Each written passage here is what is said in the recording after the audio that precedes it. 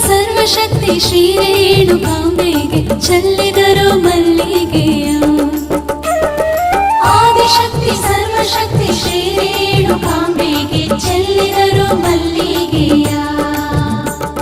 ಚೆಲ್ಲಿದರು ಮಲ್ಲಿಗೆಯ ಎಲ್ಲಮ್ಮನ ಪಾದದ ಮೇಲೆ. ಚೆಲ್ಲಿದರು ಮಲ್ಲಿಗೆಯ ಎಲ್ಲಮ್ಮನ ಪಾದದ ಮೇಲೆ.